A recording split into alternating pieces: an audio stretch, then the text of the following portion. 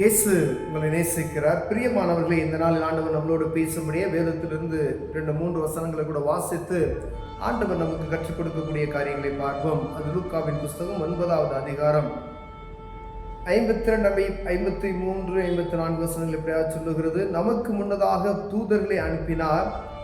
அவர்கள் போய் அவருக்கு இடத்தை ஆயத்தம் பண்ணும்படி சமாரியருடைய ஒரு கிராமத்தில் பிரவேசித்தார்கள். அவர் எருசலேமுக்கு போக நோக்கமாயிருந்தபடியால் அவ்வூரார் அவரை ஏற்றுக்கொள்ளவில்லை. அவருடைய சீசராகிய யாக்கோப்பும் யோவானும் அதை கண்டபோது, ஆண்டவரே, எலியா செய்தது போல வானத்திலிருந்து அக்கினி இறக்கி இவர்களை அழிக்கும்படி நாங்கள் கட்டளையிட உமக்கு சித்தமா என்று கேட்டார்கள். அவர் திரும்பி பார்த்து, நீங்கள் இன்ன ஆவியுள்ளவர்கள் என்பதை அறியீர்களா என்று அதட்டி, மனுஷகுமாரன் மனுஷனுடைய ஜீவனை அழிக்கிறதற்கு அல்ல, இரட்சிக்கிறதற்கே வந்தார் என்றார். பிரியமானவர்களே, ஆண்டவராக இயேசு கிறிஸ்து இந்த பூமிக்கு வந்ததின் நோக்கத்தை தெளிவாய் அவர் சீசர்களுக்கு கற்றுக் கொடுத்திருக்கிறார். மனுஷகுமாரன் இந்த பூமிக்கு வந்ததின் நோக்கம் மனிதனை அழிப்பதற்காக அல்ல, அவனை ரட்சிப்புக்குள் மாற்றுவதற்காக, ரட்சிப்பு அடைம்படிக்காகவே வந்தார் என்று சொல்லப்படுகிறது. பிரியமானவர்களே, ஆண்டவர் இந்த பூமிக்கு வந்ததின் நோக்கமே அதுதான். எலியா தீர்க்கதரிசியின் காலத்துல அவரை கிண்டல் செய்த ஒரு சிறு கூட்ட சின்ன பிள்ளைகள் அவரை கேலி செய்ததாக வேதத்தில் எழுதப்பட்டு இருக்கிறது. அவரை கிண்டல் செய்து அவர் தீர்க்கதரிசி என்று அறியாதபடிக்கு அவர்கள் செய்த தவறின் நிமித்தமாய் அவர்கள் சபித்தது நிமித்தமாய் ஒரு கரடி வந்து அவர்களை எல்லாம் அழித்து போட்டது, சிறு பிள்ளைகளை பூரா. அதே போல எலியா தீர்க்கதரிசியை ராஜா வர சொல்லுகிறார். நான் வழிபடுகிற தேவன் நீர் ஆண்டவர் உண்மை என்றால் வந்திருக்கிற ஜனங்களை அழித்து போடுவி அப்படின்னு சொன்ன உடனே வானத்திலிருந்து அக்கினி வந்து என்ன செய்து ஜனங்களை பட்சித்து போட்டு, அரண்மனையிலிருந்து வந்தவர்களை பட்சித்து போட்டு விடுவது. அந்த மாதிரி 2-3 தடவை நடக்கிறது நாம் பார்க்கிறோம். அதே போலதான் இங்கு ஒரு கிராமத்துக்கு போகிறார்கள். அவர்களை ஏற்றுக்கொள்வார் ஒருவரும் இல்லை, தடுத்து நிறுத்துகிறார்கள். தற்காலத்தில் நடக்கிறது போல அநேக இடங்களில் ஆண்டவருடைய வார்த்தைக்கு செவி கொடுக்காதபடிக்கு அவர்கள் எதிர்ப்பும் பலவிதமான காரியங்களை நாம் பார்த்து கொண்டிருக்கிறோம். வட மாநிலங்கள் எல்லாம் பயங்கர எதிர்ப்புகள், ஆண்டவருடைய வார்த்தைக்கு சத்தத்துக்கு கர்த்தருடைய பிள்ளைகளை அளவு செய்யாதபடிக்கு. அதே போலதான் அந்த 2025 ஆண்டுகளுக்கு முன்பதாய் ஒரு கிராமத்தில் நடக்கிறதை ஆண்டவர் இதில் எழுதி வைத்திருக்கிறார். அவருடைய சீசராகிய யாக்கோப்பும் யோவானும் அதை கண்டபோது, ஆண்டவரே அப்படின்னு சொல்லி, எலியா செய்தது போல வானத்திலிருந்து அக்கினியை நாங்கள் வர வைக்க உமக்கு சித்தமா அப்படின்னு கேட்கிறார்கள். ஆண்டவர் அதிகாரத்தை கொடுத்திருக்கிறார் அற்புத அடையாளங்களை செய்யும்படியாய். ஆனால் நீங்கள் இன்ன ஆவி உள்ளவர்கள் என்பதை நீங்கள் அறிந்திருக்க வேண்டும் என்று ஆண்டவர் சொல்லுகிறார். நான் அழிக்கிறதுக்கு வரல, ரட்சிக்கிறதுக்கு தான் நான் வந்தேன் அப்படின்னு சொல்லுகிறார்.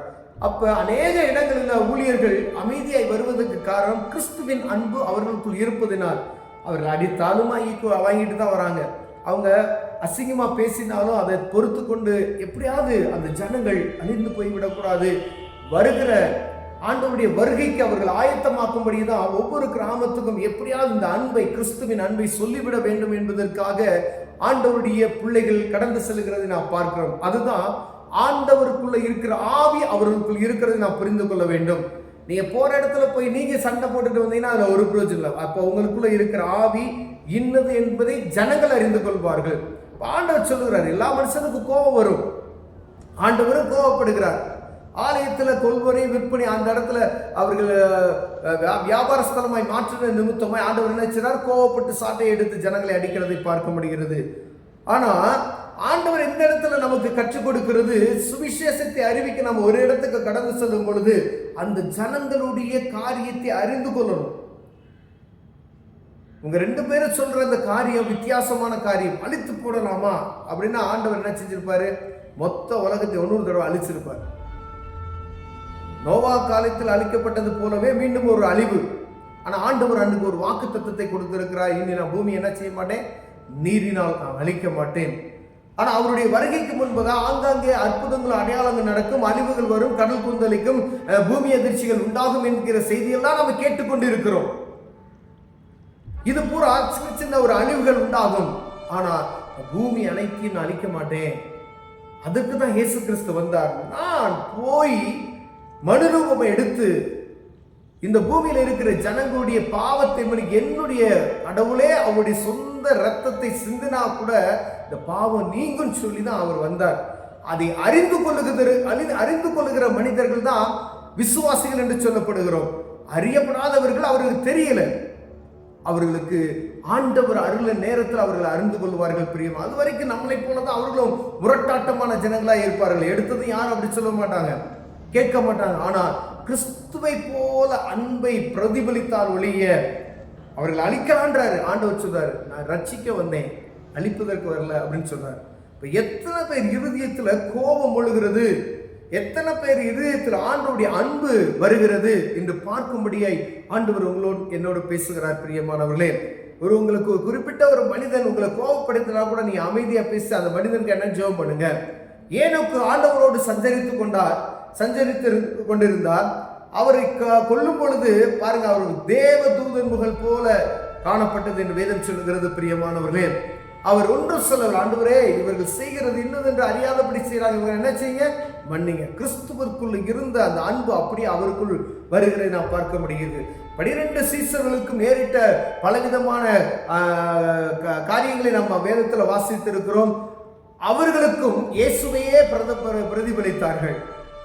நம்ம இந்திய தேசத்துல வந்த தோமாவினுடைய வாழ்க்கை வரலாறை நம்ம படிக்கும் பொழுது நம்ம சென்னையில் இருக்கக்கூடிய அந்த மலையில தான் அவரை கொன்று போட்டார்கள். அவருக்கும் இந்த அன்பு வெளிப்பட்டது. பிரியமானவர்களே, அவருக்கு தெரியும் அவருக்குள்ள ஆண்டவருடைய மகிமை இருந்துச்சு. வருகிறவர்களை ஆண்டவருடைய நாமத்தில் அவர்களை சபித்திர முடியும். இவர்கள் சொன்னது போல வானத்திலிருந்து ஒரு அக்கினி புறப்பட்டு வரட்டும், இவர்களை அழித்து போடும் சொல்ல முடியும். ஆனா அவங்க அதை செய்யல. ஆனா இரத்த சாட்சியாய் மரித்தார்கள். பிரியமானவர்களே, இது நிமித்தம் தேசமெங்கும் ஆண்டவருடைய வார்த்தை பரம்பிற்று. இது நிமித்தம் அவர்கள் விதைக்கப்பட்டது நிமித்தமாய் இங்கு அநேக நற்சாட்சி உள்ள ஜனங்கள் எழுப்பினார்கள். இங்கு இருக்கக்கூடிய ஒவ்வொரு பிள்ளைகளும் இன்னைக்கு விசுவாசிகளாக இருப்பதற்கு காரணம் அன்று அவர்கள் செய்த தியாகம். அதையே நாம் பின்பற்ற வேண்டும் என்று ஆண்டவர் விரும்புகிறார். ஒரு நாளும் ஆண்டவர் சொல்லிக் கொடுத்த அந்த காரியத்துக்கு மாறாக நாம் எதுவும் செய்யாதபடிக்கு வேதம் நமக்கு எதை கற்றுக் கொடுத்திருக்கிறதோ அதையே நாம் பிறருக்கு கற்றுக் கொடுக்கும்படி ஆண்டவர் விரும்புகிறார். பிரியமானவர்களே, அவரை பாரு, ஒரு கணத்தில் அடிச்ச மறு கணத்தை காமி அப்படின்னு சொல்றார். கிறிஸ்துவின் அன்பு எவ்வளவு தயவுள்ளது பாருங்க. அவனுக்கு தெரியாது, அவன் இயலாமையில செய்யறான் அப்படின்னு சொல்றார். அப்ப அவனை புரிந்து கொள்ள வருவதற்கு நீங்க புரிந்து கொண்டதுக்கு பின்பு நீங்க பாத்தீங்கன்னா நம்மளை காட்டிலும் அவர்களுக்குள்ள கிறிஸ்துவின் அன்பு அதிகமாய் மாறிவிடும். பிரியமானவர்களே, தங்களை வெட்டவும் கொடுப்பார்கள், தங்கள் கழுத்தை கொடுப்பார்கள் என்று போடப்பட்டு இருக்கிறது. எவ்வளவு ஜாக்கிரதை உள்ளவர்களாய் கர்த்தருடைய பிள்ளைகள் நடந்து கொள்ள வேண்டும் என்பதற்காக விசுவாசிகள் பிறருக்கு சுவிசேஷத்தை அறிவிக்கும்படிய அன்பை வெளிப்படுத்தும்படிய ஆண்டவர் உங்களோடும் என்னோடு பேசிக்கொண்டு இருக்கிறார். கிறிஸ்துவின் அன்பு, அவரை போலவே நாம் செயல்பட வேண்டும். ஒரு மனிதனுக்குள்ள கிறிஸ்து இருக்கிறார் என்றால் அவரை போலவே நாம் பிரதிபலிக்கும்படி ஆண்டவர் விரும்புகிறார். பிரியமானவர்களே, ஒருவேளை கோபப்படுகிறது நிமித்தமாய் இங்கு யோவானும் இவர்கள் ரெண்டு சேர்ந்து அந்த எலியா சொன்னது போல நாங்க ஒரு அக்கினியை வர வைக்க முடியும், வர வைக்கிட்டு அழிச்சு போறதுக்கு சித்தமா அப்படின்னு சொல்லி கேட்கிறாங்களா? அப்படி இல்லை. ஒரு நாளும் சபித்தலும் துதித்தலும் ஒரே நாவிலிருந்து வராது என்று ஆண்டவர் சொல்லியிருக்கிறார். அப்ப கர்த்தருடைய பிள்ளைகள் வாயிலிருந்து வரக்கூடிய வார்த்தைகள் என்ன செய்யணும்? ஆசீர்வாதமான வார்த்தைகள். அவங்க நல்லவங்களா இருக்கா கெட்டவங்களா, உங்களை சபிக்கிறவர்களா, நீ உங்களை சபிக்கிறவர்கள் என்ன செய்யுங்க, நீங்க ஆசீர்வதிங்கள் என்று சொல்லி இருக்கிறார். அதே போலதான் ஒவ்வொரு கிறிஸ்தவருக்கும் இந்த மனப்பான்மை வறுமையானால் ஆண்டவர் எழுப்புதலை நம் தேசத்தில், நம்ம பட்டணத்தில், நம்ம இருக்கிற பகுதியில், நம்ம கிராமத்தில், நம்ம வீட்டில் வந்துவிட்டதாக நாம் நினைத்துக் கொள்ள வேண்டும். ஒவ்வொருவருக்குள்ளும் இந்த மனப்பான்மை வந்துவிட்டால் உங்களுக்கு விரோதியானவன் என்ன செய்யுங்க, நேசிங்கன்னு தான் ஆண்டவர் சொல்றார். அப்படிப்பட்டதான ஒரு பாரம் எனக்குள்ள உங்களுக்குள்ள வரணும்னு சொல்லி ஆண்டவர் விரும்புகிறார். பிரியமானவர்களே, ஒருவேளை எல்லா மனிதருக்கும் அது சாத்தியம் கிடையாது. நம்ம அறிந்திருக்கிற எல்லாரும் நாங்களும் மனுஷன் தானே அப்படின்லாம் சொல்லுவாங்க.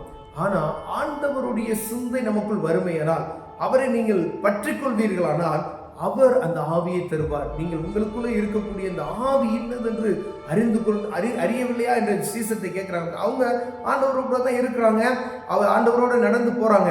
ஆனா அவர் சொன்னதுக்கு பின்புதான் அந்த ஆவியின் சிந்தையை அறிந்து கொள்கிறார்கள். நமக்குள்ள இருக்கிற ஆவி பரிசுத்த ஆவியானவர்.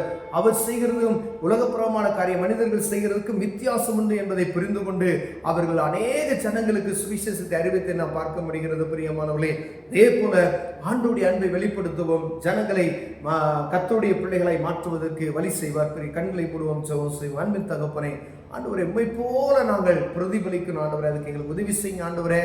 ஆண்டவரே, எங்களுக்குள்ள இருக்கக்கூடிய ஜென்ம சுவாபங்கள், கோபங்கள் எல்லாம் மாறி போகட்டும் ஆண்டவரே. அப்பா, கர்த்தர் கொடுத்த அந்த அற்புதங்களையும் அடையாளங்களையும் வாழ்ந்த வரங்களை சரியாய் நாங்கள் பயன்படுத்திக் கொள்வதற்கு தேவன் கிருபை பாராட்டுங்க. இயேசுவின் நாமத்தில் பிதாவே, ஆமென்.